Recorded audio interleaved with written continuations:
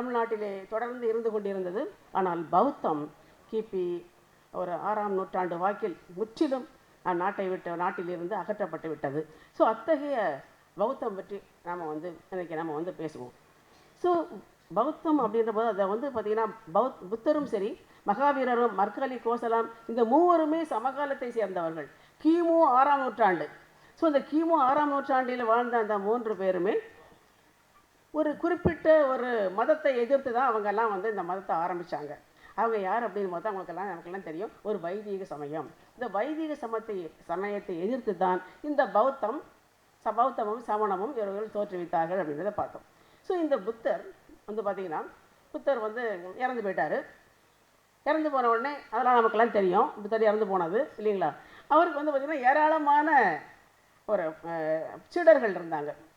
அப்போ அவர்களுக்கு மத்தியில் இவர் நிறைய போதனைகள் சொல்லியிருக்கார். புத்தர் ஏராளமான போதனைகள் தன்னுடைய சீடர்களிடையே சொல்லியிருக்கின்றார். அதையெல்லாம் எதையுமே அவர் ரெக்கார்ட் பண்ணவே இல்லை. அவருடைய சீடர்களும் எங்கும் எழுதி வைக்கவே இல்லை. ஸோ புத்தர் இறந்து போன உடனே அவங்கெல்லாம் என்ன பண்ணாங்க, ரொம்ப சீரியஸாக நினச்சாங்க, இதெல்லாம் அப்படியாவது நாம் அப்படியே உள்ளபடியே தூய்மையை பாதுகாக்க வேண்டும், அப்படியே நாம் இதை நம்ம பதிவு செய்ய வேண்டும் என்று நினைத்து ஒரு சபையை கூட்டினார்கள். எங்கே அப்படின்னு பார்த்தீங்கன்னா ராஜகிரகம், அது பாட்னா பக்கத்தில். அந்த ராஜகிரகத்தில் ஏராளமான புத்த பக்ஷிகள் அத்தனை பேரும் கூடி அவங்க என்ன பண்ணுறாங்க, சில முடிவு அந்த புத்தருடைய போதனைகள்லாம் எழுதுகிறாங்க. அதோடு கூட அந்த பௌத்த பிக்ஷுகள் இருக்காங்க பாருங்கள், அவருடைய நடைமுறை விதிகள் இருக்குது பாருங்கள், அதையும் சேர்த்து எழுதினாங்க. எழுதி எல்லாம் ஆவணப்படுத்தின உடனே பார்த்திங்கன்னா அதெல்லாம் எந்த மொழியில் எழுதுனாங்க அப்படி தானே நேரம் நம்ம சாந்தரிங்கெல்லாம் பேசிகிட்டு இருந்தோம்.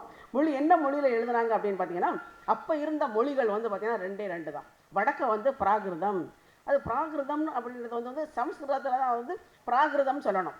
ஆனால் நம்ம எப்படி சொல்லணும்னா பாகதம் அப்படின்ற மொழி.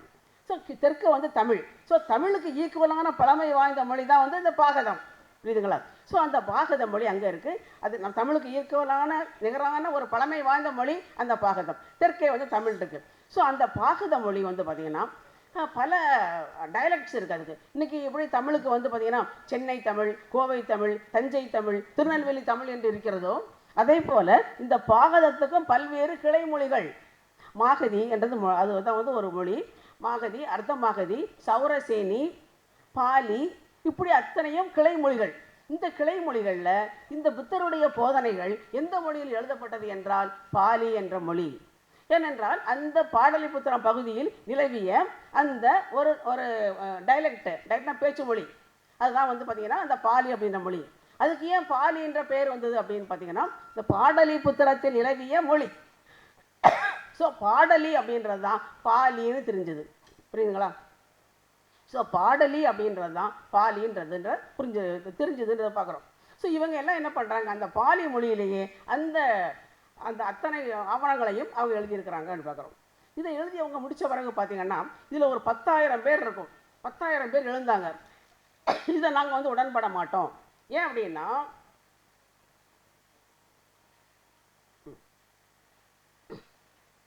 இந்த பிக்ஷுகளுடைய நடத்தை எல்லாம் ரொம்ப கடுமையாக இருக்குது. இதெல்லாம் ஃபாலோ பண்ண முடியாது. அதனால் பார்த்தீங்கன்னா இதையெல்லாம் மாற்றி அமைக்கணும்னு சொல்கிறாங்க. ஸோ இவங்கெல்லாம் அதெல்லாம் ஒத்துக்கலை. அதுக்கப்புறம் என்ன பண்ணுறாங்க, வைசாலி அப்படின்ற இடத்துல 2வது பௌத்த சங்கம் கூடுது. அந்த வைசாலியில் அவங்க என்ன பண்ணுறாங்க அப்படின்னு பார்த்தீங்கன்னா, அவங்கெல்லாம் இந்த மாதிரியான தீர்மானம் போடுறாங்க. தீர்மானம் போடும்போது இந்த முதல்ல இருந்த அந்த அவங்களுக்கு எதிர்த்தான இந்த பழமைவாதிகள் அதையெல்லாம் ஏற்றுக்கவே இல்லை. ஸோ அவங்கெல்லாம் என்ன பண்ணிட்டாங்க, பிரிஞ்சு போயிட்டாங்க. ஸோ பிரிஞ்சு போய் அவங்க மகா சங்கம் அப்படி சங்கத்தை ஏற்படுத்துகிறாங்க. ஸோ அதே மாதிரி அவங்க மகா சங்கம்னு அவங்க ஏற்படுத்துனாங்க. அவங்க பேர் சர்வாஸ்திவாதி. இந்த முதல்ல இருந்தாங்க அவங்களுக்கு பழைய கொள்கைகள்லாம் ஆதரிச்சுக்கிட்டு இருந்தாங்கல்ல, அவங்கெல்லாம் தேராவாதி. ஸோ பௌத்தத்தில் சர்வாஸ்திவாதி, தேராவாதின்னு 2 பிரிவு வந்துச்சு. ஸோ இந்த சர்வாஸ்திவாதிகள் அப்படின்றதான் பார்த்தீங்கன்னா பின்னாடி மகாயானாஸ்ன்னு சொல்கிறாங்க. இவங்கெல்லாம் பார்த்தீங்கன்னா தேராவாதிகள்லாம் ஹீனயானாஸ் அப்படின்னு சொல்கிறாங்க. ஸோ இந்த மகாயானம் ஹீனயானம் அப்படின்றது பிரிஞ்சப்பட்ட பிறகு இவங்களாம் என்ன சொல்கிறாங்க, ஹீனயானம் அப்படின்னா ஒரு சிலருடைய அந்த பரிநிர்வாணத்துக்காக மட்டுமே பாடக்கூடிய விஷயம்தான் ஹீனயானம். மகாயானம்ன்றது மக்களுடைய அனைத்து பேருடைய ஈடேற்றத்திற்காக அவங்களை எல்லாமே அந்த மோட்சத்துக்கு கொண்டு செல்லக்கூடிய ஒரு பாதை தான் மகாயானம் அப்படின்னு சொல்லிட்டு அதை கொஞ்சம் விளக்கம் கொடுத்தாங்க. 2 பிரிவானது நம்முடைய இந்த பௌத்த சங்கம் அப்படின்றது. ஸோ இந்த பௌத்த சங்கத்தில் வந்து பார்த்திங்கன்னா ஒரு நமக்கு வந்து குறிப்பிடத்தக்க ஒரு ஒரு பெரிய ஆசிரியர் யாருன்னா நாகார்ஜுனா. இந்த நாகார்ஜுனா அப்படின்றவர் வந்து என்ன பண்ணுறாரு அப்படின்னு பார்த்தீங்கன்னா, அவர் வந்து பெரிய முதல்ல வந்து தேராவாதியாக இருந்துட்டு அப்புறம் சர்வாஸ்திவாதியாக மாறிட்டு அப்புறம் வந்து என்ன பண்ணுறாரு, அவருடைய ஒரு பெரிய தத்துவம் என்ன அப்படின்னு பார்த்தீங்கன்னா, தீவிரமான எதிர்மறுப்புவாதம். அவங்கெல்லாம் எப்படி அப்படின்னு பார்த்தீங்கன்னா, இந்த புத்திஸ்ட்லாம் அவங்க வந்து தர்க்கத்திலையும் சரி தத்துவத்திலையும் சரி நிகரற்றவர்கள். அவங்க வந்து பார்த்தீங்கன்னா அவங்கள யாருமே மிஞ்ச முடியாது. அப்படிப்பட்ட திறமைசாலிகள் தான் வந்து இந்த பௌத்தர்கள். அதில் நம்ம நாகார்ஜுனர் இருக்கார் பாருங்க, அவர் எதிரி கூட வந்து தர்க்கம் பண்ண உட்காருவார். உட்காரும்பொழுது எதிரிகளுடைய வாதத்தை கேட்பார். என்னுடைய சமயம் தான், என்னுடைய தத்துவம் தான் சிறந்தது அப்படின்னு எதிரி சொல்லும் பொழுது இவர் என்ன பண்ணோம், ஒன்றை விட என்னுடைய தத்துவம் தான் அதிகம் சிறந்ததுன்னு இவருடைய தத்துவத்தை எடுத்து வைக்கணும். ஆனால் இவர் எடுத்து வைக்க மாட்டார். உன்னுடைய தத்துவத்தை முதல்ல சொல்லு அப்படிம்பாரு. அவர் தத்துவத்தை கேட்பார். கேட்டுட்டு அதிலிருந்தே பல கேள்விகள் அவனை கேட்டு அவனை ஓட விட்டுருவார். புரியுதுங்களா? ஸோ இந்த மாதிரியான ரொம்ப திறமைசாலி தான் வந்து பார்த்தீங்கன்னா அவர். ஸோ இந்த மாதிரி விஷயத்துக்கு என்னென்னா நிஹிலிசம்னு பேர் அது. ஸோ இந்த மாதிரி பெரிய தத்துவவாதியாக இருந்த அந்த நாகார்ஜுனர் வந்து அவர் என்ன சொல்கிறாருன்னா, எதுவுமே உண்மை இல்லைங்க. ஸோ மாயை, இவர் சொன்ன மாதிரி தான் இந்த உலகமே வந்து மாயைன்னு சொல்கிற மாதிரி இவர் வந்து எதுவுமே உண்மை இல்லை, யதார்த்தம் அப்படின்றது வெறும் சூனியம் தான் யதார்த்தம். எதுவுமே நடக்கிறது எதுவுமே உண்மை இல்லை, யதார்த்தம் என்பது வெறும் சூனியமே அப்படின்னு சொல்கிறார். பிற்காலத்தில் வந்து பார்த்திங்கன்னா இந்த மகா யானிகள் பலர் வந்து பார்த்தீங்கன்னா பயங்கர தத்துவத்தில் வந்து ரொம்ப தன்னிகர் எல்லாமே இருக்கிறாங்க. இவருடைய வாதத்துக்கு பேர் வந்து மாயாவாதம் அப்படின்னு பேர். அதுக்கப்புறம் இன்னொருத்தர் வரார் வந்து பார்த்தீங்கன்னா, அவர் வந்து பார்த்தீங்கன்னா அவர் வந்து விஞ்ஞானவாதம் அப்படின்னு கொண்டார். அவர் வந்து வசுபந்து விஞ்ஞானவாதம் அப்படின்னு சொல்லும்பொழுது அவர் தன்னுடைய கருத்தியல்களுக்கு சில முக்கியத்துவம் கொடுத்து அதுக்கு விஞ்ஞானவாதம் அப்படின்னு பேர் வைக்கிறார். இது எப்படி சொல்கிறாரு, அவங்க என்ன சொல்கிறார் அப்படின்னு பார்த்தீங்கன்னா, இந்த உலகை படைத்து நெறிப்படுத்துகிற கடவுள் அப்படின்னு ஒருத்தர் இருக்காங்கன்னு சொன்னீங்களா, அது எல்லாமே வந்து பார்த்தீங்கன்னா அதை வந்து உறுதியாக இருக்கிறாங்க. அதில் இந்த உலகை யாரும் படைக்கவும் இல்லை, அதை நெறிப்படுத்தவும் இல்லை, கடவுளுக்குன்றது அங்கே வேலையும் இல்லை அப்படின்றதில் எல்லாருமே உறுதியாக இருந்தாங்க. புத்தர் கூட அப்படிதான். புத்தர் என்ன சொல்வார் அப்படின்னு பார்த்தீங்கன்னா, அவங்களோட யாரோடையுமே அவர் வந்து தர்க்கத்துக்கு போகவே மாட்டார். அவங்களோட தர்க்கம் பண்ணுறதெல்லாம் கடவுள் இருக்கிறார், கடவுள் தான் எல்லாத்துக்கும் காரணம் அப்படின்னு சொல்கிறவங்களோட தர்க்கம் பண்ணுறதெல்லாம் எப்படி அப்படின்னு பார்த்தீங்கன்னா மாயமான் வேட்டையில் இறங்குற மாதிரி அப்படின்னு புத்தர் சொல்லுவார். ஸோ புத்தர் வந்து என்ன பண்ணுவார், சுத்தமாக அந்த இதை அவர் ஈடுபடவே மாட்டார். ஸோ புத்தருடைய கருத்துக்கள் எல்லாமே எப்படி இருந்ததுன்னு சொல்லும்போது பார்த்தீங்கன்னா சாங்கிய கருத்துகள். சாங்கியம் அப்படின்ற ஒரு பெரிய தத்துவம் புத்தருக்கு முன்னாடியிலிருந்தே ஒரு பழமையான தத்துவம். ஸோ அந்த தத்துவம் தான் பார்த்தீங்கன்னா இருக்கிற தத்துவங்கள் அனைத்திலுமே மிகச்சிறந்த தத்துவமாக, உயர்ந்த தத்துவமாக, எல்லாராலும் பாராட்டப்பட்ட தத்துவமாக இருந்தது சாங்கிய தத்துவம். அந்த சாங்கிய தத்துவடைய ரொம்ப அவருடைய தாக்கம் புத்தருக்கு நிறைய இருந்திருக்கு. நிறைய அவருடைய கருத்துக்கள் எல்லாமே சாங்கிய தத்துவத்தை உள்ளடக்கியதாக இருந்ததுன்னு பார்க்கணும். ஸோ அந்த சாங்கியம் நம்ம வந்து எல்லாம் சொல்லுவோம், பதஞ்சலி அப்படின்ற யோக சாஸ்திரம் அப்படிலாம் வந்து பதஞ்சலியுடைய சாஸ்திரம் சொல்லுவோம் பார்த்தீங்களா. அந்த பதஞ்சலியோட யோக சாஸ்திரத்தை படித்து பார்த்தீங்கன்னா ஒவ்வொரு சூத்திரத்துக்கு நடுவில் சாங்கியேன பிரவச்சனை நான் சாங்கியத்திலேருந்து இதை எடுத்தேன், சாங்கியத்திலேருந்து இதை நான் எடுத்தேன்னு சொல்லுவார். ஸோ அப்படிப்பட்ட மிக உயர்ந்த ஒரு தத்துவம் தான் சாங்கியம். அந்த சாங்கியம் தான் வந்து பார்த்தீங்கன்னா அது வந்து சொல்லுவாங்க சூடோ சயின்ஸ்னு சொல்லுவாங்க. முதல்ல சயின்டிஃபிக்காக சொல்ல ஒரு உலகத்துடைய படைப்பு அல்லது உயிர்களுடைய தோற்றம் இதை பற்றி சொல்ல வந்த ஒரு சயின்டிஃபிக்கான ஒரு கருத்தை சொல்லதுக்கு முயற்சி பண்ணது சூடோ சயின்ஸ்னு சொல்லுவாங்க. அப்போ இந்த உலகத்துடைய தோற்றமெல்லாம் வந்து பார்த்திங்கன்னா கடவுளாலெல்லாம் வந்து ஏற்படுத்த முடியாது இல்லை. அந்த உயிர்கள் உற்பத்திக்கான மூலக்கான எல்லாமே பூமியில் இருக்குது. இந்த பிரகிருதி அப்படின்னு சொல்லக்கூடிய அந்த பிரகிருதியை பெண்ணிட்டே இருக்குது.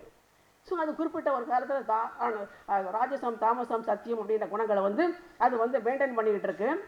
ஒரு கட்டத்தில் வந்து ராஜசம் மேலோங்கும் பொழுது ஈக்குலிபிரியம் உடையுது. அப்போ மகத்திலிருந்து தோன்றுது, உயிர்கள் தோன்றுதுன்னு அது சொல்லுது. அதோட பார்க்கும்போது இங்கே டார்வின் தியரியை ஒத்து பார்த்தீங்கன்னா 2 ஒற்றுமை இருக்கும். ஸோ அந்த மாதிரியான தத்துவம் தான் வந்து பார்த்தீங்கன்னா சாங்கிய தத்துவம். ஸோ இந்த சாங்கிய தத்துவோடைய தாக்கம் பௌத்தத்தில் நிறைய இருந்தது அப்படின்னு பார்க்குறோம்.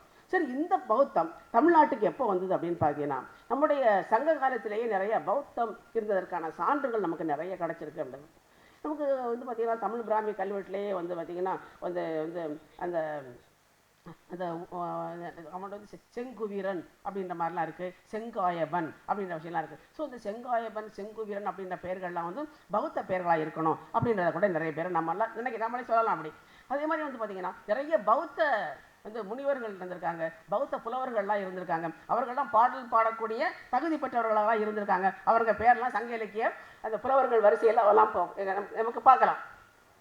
அதே மாதிரி வந்து பார்த்தீங்கன்னா இந்த இந்த பாண்டி நாட்டில் வந்து பார்த்தீங்கன்னா மதுரை காஞ்சி அப்படின்ற ஒரு இலக்கியம் இருக்குது. ஸோ இந்த மதுரை காஞ்சி அப்படின்ற ஒரு இலக்கியமே வந்து பார்த்தீங்கன்னா அது பௌத்தம் சொல்லக்கூடிய அந்த அடிப்படை தத்துவங்களை கொண்டது தான் அது அப்படின்னு சொல்கிறாரு. அது என்ன அப்படின்னு பார்த்தீங்கன்னா இந்த அந்த மதுரை காஞ்சின்னா நிலையாமைன்னு அர்த்தம். ஸோ அந்த புலவர் சொல்கிறாரு, மன்னனே உன்னுடைய செல்வத்தின் மூலமாகவும் உன்னுடைய வெற்றியின் மூலமாகவும் நீ ரொம்ப மகிழ்ச்சியாக இருந்துடாத, அதெல்லாம் நிலையானது இல்லைப்பா, சீக்கிரமே அழிஞ்சு போயிடும், அதனால் வந்து நீ அதெல்லாம் நீ நம்பாத அப்படின்னு அவர் சொல்கிறார் அப்படின்னு பார்த்தீங்கன்னா. ஸோ அந்த மாதிரியான கருத்துக்கள் தான் வந்து மதுரை காஞ்சியில் இருக்குது. அதே மாதிரி காஞ்சிபுரம் அப்படின்ற பேரும் நிலையாமை அப்படி தத்துவம் தான் மதுரை காஞ்சிபுரத்தோன்ற அந்த பேர்லையும் நமக்கு அப்படி இருக்குது. ஸோ இந்த காஞ்சிபுரத்தை நம்ம வந்து பார்த்தோம் அப்படின்னு பார்த்தீங்கன்னா காஞ்சிபுரத்துலலாம் வந்து எப்போ பல பௌத்த மையங்களுக்கு தலைமை பீடமாக காஞ்சிபுரம் இருந்தது அப்படின்றத நம்ம வந்து பார்க்குறோம். ஸோ இந்த காஞ்சிபுரத்தில் வந்து பார்த்தீங்கன்னா அந்த நாகார்ஜுனாவுடைய மாயாவாதம், அப்புறம் வசுபந்துடைய இந்த விஞ்ஞானவாதம், அதுக்கப்புறம் வந்து தின்னாகருடைய வாதம், அதுக்கப்புறம் வந்து போதி தர்மருடைய தியான புத்திசம் ஜென் புத்திசம் சொல்லுவாங்க. அது இத்தனை ஸ்கூல் ஆஃப் தாட்ஸ் காஞ்சிபுரத்தில் இருந்தது. ஏராளமான ஆயிரக்கணக்கான பௌத்த பிக்ஷுகள் இருந்ததாக யுவான் சுவாங் எழுதுறாரு. 100 பௌத்த மடங்கள் இருந்தது, 1000 பௌத்த பிக்ஷுகள் இருந்தாங்க. இத்தனை ஸ்கூல் ஆஃப் தாட்ஸ் நடந்தது. அங்கே உள்ள பெரிய காஞ்சி கடிகை இருக்குது. அந்த காஞ்சி கடிகையில் என்னென்ன கல்வியெல்லாம் கற்றுக் கொடுத்தாங்க அப்படின்னு பார்த்தீங்கன்னா எல்லா இலக்கியங்களும் கற்றுக் கொடுத்தாங்க, இலக்கணங்கள் கற்றுக் கொடுத்தாங்க, அப்புறம் வந்து கலைகள் எல்லாம் சொல்லிக் கொடுத்தாங்க, நிர்வாகம் சொல்லிக் கொடுத்தாங்க, நீதியெல்லாம் நீதி நூல்கள் கற்றுக் கொடுத்தாங்க, அப்புறம் படைகள் எப்படி நடத்தணும் அதையெல்லாம் வந்து அவங்க சொல்லிக் கொடுத்துருக்காங்க. அத்தனையும் சொல்லிக் கொடுத்தது தான் வந்து காஞ்சி கடிகை. இந்த காஞ்சி கடிகையை பிடிக்கிறது தான் பல பேர் முயற்சி பண்ணாங்க. காஞ்சி கடிகை யார் பிடிச்சாங்களோ அவங்க வசந்தான் அந்த காஞ்சிபுரமே விழுந்தது. ஸோ அப்பேற்பட்ட படைகளெல்லாம் உருவாக்கி விடக்கூடிய ஒரு தலமாக அந்த காஞ்சி கடிகை இருந்தது. ஸோ இப்பேற்பட்ட இந்த காஞ்சிபுரத்தில் இருந்த அந்த பௌத்த பிக்ஷுக்கள்லாம் என்ன பண்ணியிருக்காங்க அப்படின்னு பார்த்தீங்கன்னா அந்த அந்த மடத்திலேயே தர்க்கம் சொல்லிக் கொடுத்துருக்காங்க, மாணவர்களுக்கு சம்ஸ்கிருதம் சொல்லிக் கொடுத்துருக்காங்க. இங்கே இருந்து சிலோனுக்கு போயிருக்காங்க. சிலோனில் போய் அங்கே வந்து என்ன பண்ணுறாங்க, சில நூல்கள் எல்லாம் வந்து பாலி மொழியில் எழுதியிருக்காங்க. பாலி மொழியில் உள்ள நூல்களை வந்து அந்த சிங்களத்தில் வந்து மொழிபெயர்த்து கொடுத்துருக்காங்க. இந்த மாதிரி வேலைகள்லாம் பண்ணியிருக்காங்க. அங்கே இருந்து இங்கே வந்து அந்த தர்க்கம்லாம் கற்றுக்கிட்டு அங்கே போயிருக்காங்க. ஸோ இந்த மாதிரி கல்வியில் ரொம்ப சிறந்த ஒரு இதாக இருந்தது தான் வந்து நமக்கு வந்து காஞ்சிபுரம் அப்படின்றத நம்ம வந்து பார்க்குறோம். ஸோ அப்பேற்பட்ட அந்த காஞ்சிபுரத்தில் இருந்த அந்த பௌத்தம் கொஞ்சம் கொஞ்சமாக குறைஞ்சிக்கிட்டே வருது. ஸோ பல்லவர்கள் ஆட்சி பிடிச்ச பிறகு கூட பௌத்தம் அங்கே இருக்குது. அப்படியே ஒரு 6ஆம் நூற்றாண்டு வரையில் வந்து பார்த்திங்கன்னா பௌத்தம் அப்படியே இருந்துக்கிட்டே இருக்குது. கொஞ்சம் கொஞ்சமாக அப்படியே வீழ்ச்சி அடைஞ்சிருது அப்படின்னு பார்க்குறோம். அதுக்கப்புறம் வந்து பார்த்திங்கன்னா இங்கே வந்து நம்ம வந்து மாயா இந்த பக்கம் இருக்குது பாருங்கள், பூதமங்கலம் அண்ட் பூம்புகார், இந்த பகுதியில் நமக்கு வந்து பௌத்தம் நமக்கு நிறைய சான்றுகள் கிடச்சிருக்கு அப்படின்னு பார்க்குறோம். பூதமங்கலம் அப்படின்றது தான் வந்து பார்த்திங்கன்னா சாக்கியர் தான் போதி மங்கைன்னு சொல்லுவாங்க இல்லையா, இவர் சம்பந்தர். நான் அந்த போதி மங்கையில் போய் நான் வந்து அந்த புத்த நந்தியையும் நான் வந்து சாரி புத்தனையும் நான் வந்து என்ன பண்ணேன், நான் வந்து மதம் மாற்றினேன், அவனை வந்து அதில் நான் தோற்கடித்தேன் அப்படின்னு அவர் சொல்கிறார். ஸோ அந்த போதி மங்கை அப்படின்ற ஊரில் கிபி 5ஆம் நூற்றாண்டில் புத்ததத்தர் அப்படின்ற ஒரு பெரிய துறவி தங்கி இருந்து அவர் என்ன பண்ணியிருக்காரு, வினய வினிச்சயம் அப்படின்ற நூலை எழுதியிருக்கிறாரு. அப்புறம் அந்த நூலை எழுதும்போது அவர் சொல்கிறாரு, நான் வந்து இந்த நூலை எழுதுகிறேன், நூலை எழுதும்போதும் சரி இந்த நூலை முடிக்கும் போதும் சரி இங்கே வந்து யார் இங்கே வந்து ஆட்சி பண்ணிக்கிட்டு இருந்தா அப்படின்னு பார்த்தீங்கன்னா அச்சுத விக்கந்தன் அப்படின்னு சொல்லக்கூடிய ஒரு கலவ குல வேந்தன் இங்கே ஆட்சி பண்ணிக்கிட்டு இருந்தான் அப்படின்னு சொல்கிறார். ஸோ அப்போ தான் அது ஒரு நல்ல அருமையான நமக்கு ஒரு சான்று என்ன இன்டர்னல் எவிடன்ஸ் என்ன அப்படின்னு பார்த்தீங்கன்னா அந்த பகுதியை ஒரு கலவ குல வேந்தன் அப்படின்னா ஒரு கலவர மன்னன் ஆட்சி பண்ணிக்கிட்டு இருந்தான் அப்படின்னு சொல்கிறார். அவன் ஆட்சி பண்ணிக்கிட்டு இருக்கும்போது நான் எழுதினேன், இதை முடித்தேன். இங்கே நான் எங்கே உட்காந்து எழுதுனேன் அப்படின்னு பார்த்தீங்கன்னா வேணுதாசர் அப்படின்றவர் கட்டிய அந்த பௌத்த விகார தங்கி இருந்து இதை நான் எழுதினேன் அப்படின்னு சொல்கிறார். நான் அந்த வினய வினிச்சயம் நூலில் எதுக்காக நான் எழுதினேன் அப்படின்னு பார்த்தீங்கன்னா பௌத்த பிட்சுகளுடைய நல்ல நடத்தைக்காகவும் மாணவர்களுடைய சந்தேகத்தை நீக்குவதற்காக மாணவர்களுக்காக அதை நான் எழுதினேன் அப்படின்னு சொல்கிறார். அதே மாதிரி நீங்கள் பார்த்தீங்கன்னா மாணவர்கள் நன்மைக்காக மாணவர்களுடைய நன்மைக்காக தான் பௌத்தம் தான் முதல்ல சொல்லிச்சுங்க. அதே மாதிரி நீங்கள் வந்து இந்த ஈரோடு பக்கத்தில் காங்கேயம் அப்படின்ற ஊரில் சும்மா ஒரு கட்டாந்தரையாக இருக்கும் பார்த்துக்கோங்க. அந்த பாறையில் ஒரு கல்வெட்டு இருக்குது. என்ன கல்வெட்டுனா தவத்தை இருக்குது. அது கீழே எழுத்தும் புணருத்தான் மணிவண்ணக்கன் தேவன் சாத்தன் அப்படின்றது இருக்கும். அப்போ அந்த கல்வெட்டு ஏன் அங்கே போய் தவத்தை என்ன அங்கே போய் யாருங்க நாட்டியம் ஆடினாங்க, நாட்டிய பயிற்சி பெற்றாங்க, கட்டாந்தரையாக இருக்குது அப்படின்னா அந்த கல்வெட்டுடைய காலம் என்ன தெரியுங்களா, கிபி 2-3ஆம் நூற்றாண்டு. இந்த கிபி 2-3ஆம் நூற்றாண்டில் தான் இந்த ஒரு ஆட்சி மாற்றம் நடக்குது. என்ன அப்படின்னு பார்த்தீங்கன்னா இந்த சங்ககால மன்னர்களை எல்லாம் தூக்கி எறிந்து விட்டு யார் என்றால் இந்த அந்த வணிகர்களும் அந்த விவசாயிகளும் பெரிய புரட்சி பண்ணுறாங்க.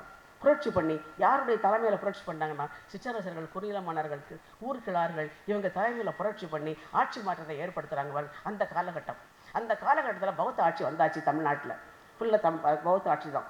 ஸோ இந்த மன்னர்களெல்லாம் என்ன மாதிரியான இந்த மன்னர்கள் வந்து என்ன பண்ணாங்க, அவங்களுடைய இயற்கையான உலகாயுத தத்துவத்திலிருந்து மாறி அவங்க வந்து எப்படி வந்து ஒரு வைதீக சமயத்துக்கு மதம் மாறினாங்களோ அதை எதிர்த்து நடந்த போராட்டம் தான் இந்த வணிகர்கள், விவசாயிகளுடைய போராட்டத்தின் மூலமாக விளைந்தது தான் நம்ம வந்து களப்பிர அரசு அப்படின்னு பார்க்குறோம்.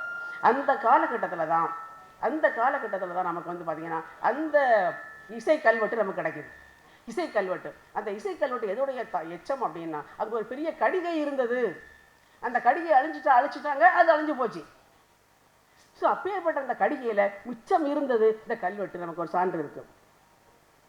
இந்த சான்றின் மூலமாக அங்கே ஒரு பெரிய பௌத்த கடிகை இருந்தது. அதே மாதிரி எப்படி காஞ்சி கடிகையும் அதே மாதிரி அத்தனையும் கற்றுக் கொடுக்கக்கூடிய ஒரு கல்வி மையம் அங்கே இருந்தது அப்படின்னு பார்க்குறோம்.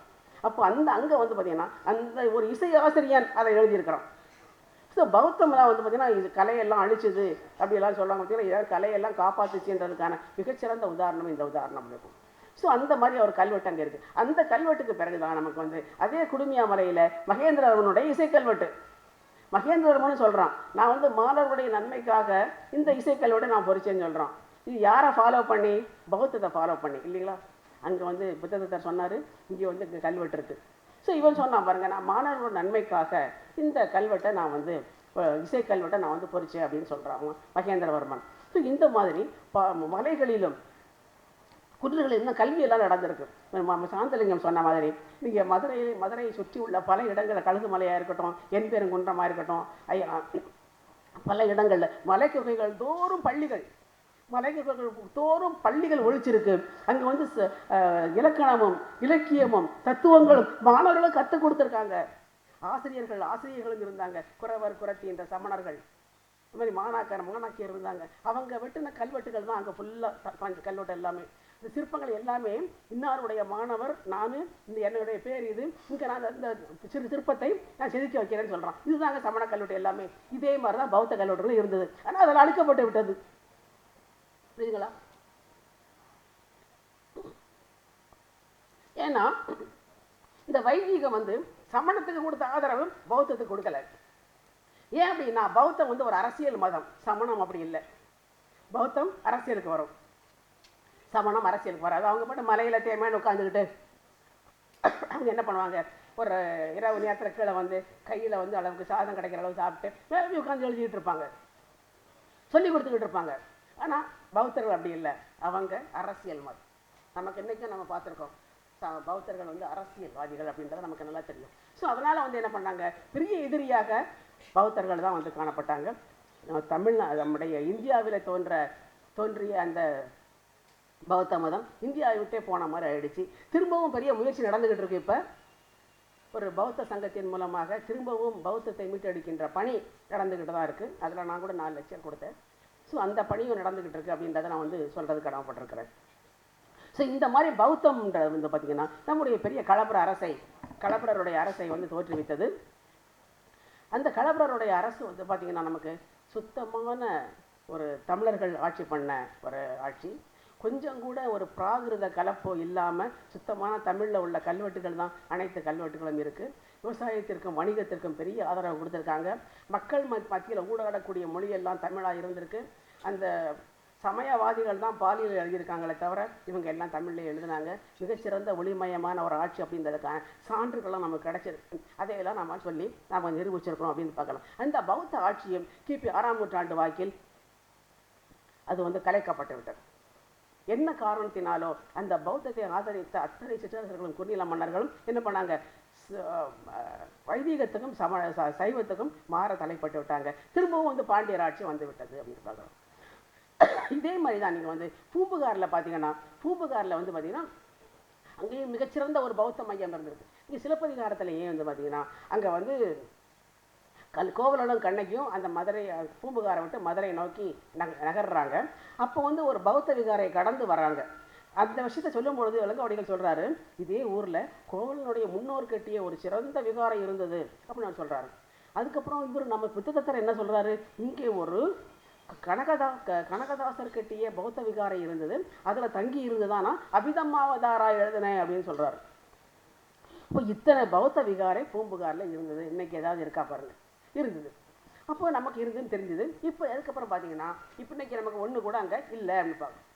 மத்திய தொல்பொருள் ஆய்வுத்துறை என்ன பண்ணுது, அங்கே இருக்கிற கீழையூர் அப்படின்ற ஊரில் பெரிய அகழ்வாராய்ச்சி பண்ணுது. அந்த அகழ்வாராய்ச்சியில் ஒரு பௌத்த விகாரையை வெளியே வந்தது. இந்த ஒரு பெரிய இடத்துல வந்து பார்த்திங்கன்னா பல அறைகள் கொண்ட பல பெரிய ஹால், அதெல்லாம் அறைகள் கொண்ட பெரிய இது கிடச்சிது. அங்கே உள்ள சுவர்கள்லாம் வந்து சுண்ணாம்பும் களிமண்ணும் கலந்து பூசப்பட்ட சுவர். அதில் சில வந்து பார்த்திங்கன்னா சுண்ணாம்பு அந்த சில வேலைப்பாடுகள் அதெல்லாம் இருந்தது. சிலப்பதிகாரத்தில் என்ன மாதிரி சொல்லப்பட்டதோ மண்ணீட்டாளர் அப்படின்னு, அதே மண்ணீட்டாளரால் செய்யக்கூடிய அந்த ஒர்க்கெல்லாம் இந்த விகாரையில் இருந்தது.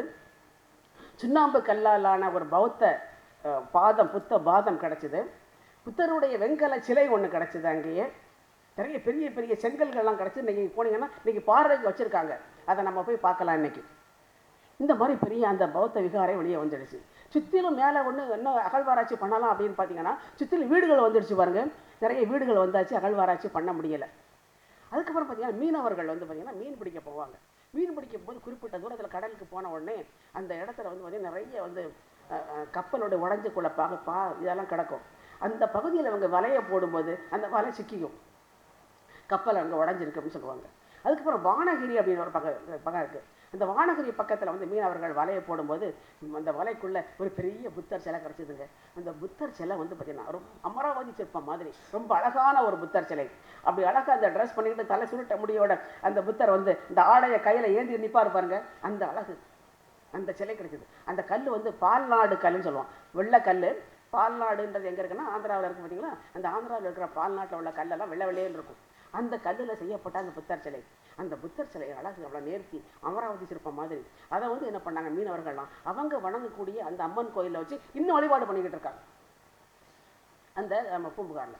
அதுக்கப்புறம் நீங்கள் பார்த்தீங்கன்னா அங்கே வந்து அந்த கடற்கரையில் ஒரு பௌத்த மைத்திரேயர், ஒரு சின்ன உருவம் தான், இவ்வளோ பெருசு பாட்டில் பெருசு இருக்கும், மைத்திரேயர் சிலை கிடச்சிது. ரொம்ப அழகான மைத்திரேயர் சிலை.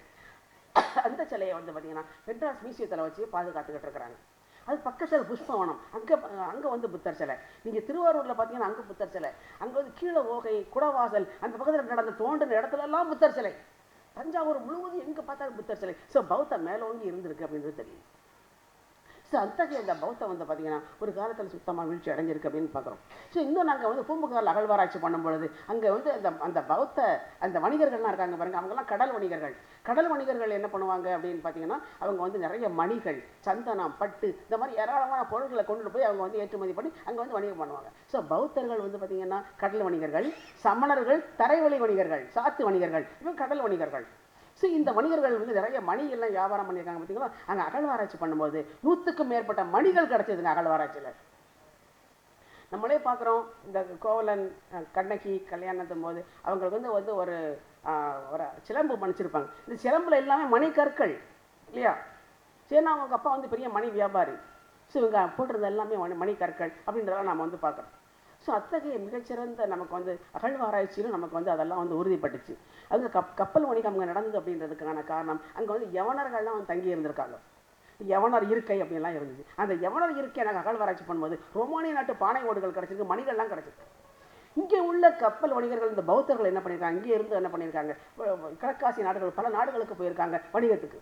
ஸோ இப்படி இந்த மாதிரி வணிகம் ரொம்ப சிறந்து இருந்திருந்த தமிழகம் முழுவதும் வணிகம் சிறந்து இருந்தது, பௌத்தர்கள் இருந்தாங்க, கல்வி சிறந்து இருந்தது, மக்களுக்கு கல்வியும் நேர்மையும் ஒழுக்கத்தையும் மக்களுக்கு வந்து சொல்லிக் கொடுத்தாங்க. அவங்களுடைய பௌத்தத்துடைய முக்கியமான நோக்கமே நல்ல நடத்தை, நல்ல எண்ணம், நற்காரியம், இதையெல்லாம் செய்யுங்க. ஆசையே துன்பத்திற்கு காரணம், இதுக்கு மேலே நீ ஆசைப்படாதீங்க. அருமையான தத்துவத்தை மக்கள்கிட்ட பரப்பி இன்னைக்கு நாம் வந்து இன்னைக்கு உலகத்திலேயே நம்ம வந்து இன்னைக்கு உயர்ந்தவர்களாக, உயர்ந்த பண்பாடு உள்ளவர்களாக, நம்ம வந்து ஒழுக்கமுடையவர்களாக, பரந்த மனப்பான்பு உடையவர்களாக, சிறந்த நாகரிகம் உள்ளவர்களாக தமிழர்கள் இருக்காங்க அப்படின்னா அதுக்குடைய பங்களிப்பு சமணத்துக்கும் உண்டு, பௌத்தத்துக்கும் உண்டு. அப்படிதானே? ஸோ அதை நாம் என்றைக்குமே மறந்து விடக்கூடாது அப்படின்றத நம்ம பார்க்குறோம். ஒரு குறிப்பிட்ட காலத்துக்கு பிறகு 6ஆம் நூற்றாண்டுக்கு பிறகு பௌத்தம் சுத்தம் அழிச்சாச்சு. சமணத்துக்கும் பெரிய பின்னடைவு வரும். பின்னடைவு வந்த பிறகு திரும்ப என்ன பண்ணுறாங்க, இந்த பௌத்தர்களும் சமணர்களும் மீண்டும் தங்களை வந்து மீண்டும் எடுத்துக்கிறாங்க. ஒரு எழுச்சி ஏற்படுது. அந்த எழுச்சி தான் வந்து பார்த்திங்கன்னா ஐம்பெருங்காப்பியங்கள், ஐஞ்சிருங்காப்பியங்கள். அந்த காப்பியங்கள் எல்லாமே என்ன? எல்லாம் பௌத்தம் சமணம் தானே. சேஞ்சிரு காப்பியங்களும் பௌத்தம் சமணம் தானே. நமக்கு எழுதின அந்த இலக்கண நூல்கள்லாம் பாருங்க, யார் எழுதியது? சமணர்கள் எழுதி தானே. அப்படிதானே? தொல்காப்பியர் யாரு? இவர் நம்ம நன்னூல் யாரு? நன்னூல் எழுதிய அந்த அமிர்தசாகரர் யாரு? எல்லாமே பௌத்தம் தானே. ஸோ இந்த பௌத்தம் தான் நமக்கு இலக்கிய நூல்களையும் இலக்கண நூல்களையும் நமக்கு கொடுத்துருக்கு. பௌத்தம் ஒரு நல்ல நீதி நூல்களையும் நமக்கு கொடுத்துருக்கு. ஸோ இவ்வளோ பெரிய பங்களிப்பு செய்த அந்த மதங்கள் இன்னைக்கு நம்மிடையே இல்லை அப்படின்றது பார்த்தீங்கன்னா ஒரு நமக்கு பெரிய பின்னடைவு தான்.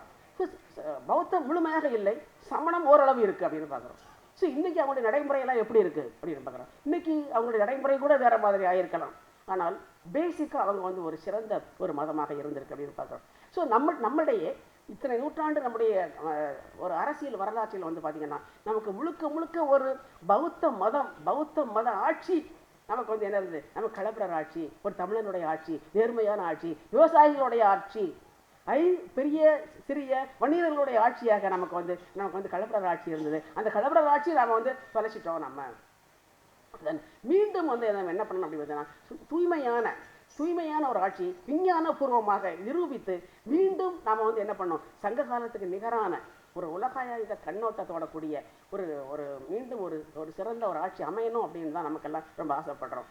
ஸோ அதனால் பார்த்திங்கன்னா இந்த கருத்துக்களை உங்களிடம் பகிர்வதற்கு எனக்கு வாய்ப்பளித்த திருமுருகன் காந்தி அவர்களுக்கும் உங்கள் அனைவருக்கும் எனது அன்பான வணக்கத்தை சொல்லிக்கொண்டு முடிக்கிறேன். வணக்கம்.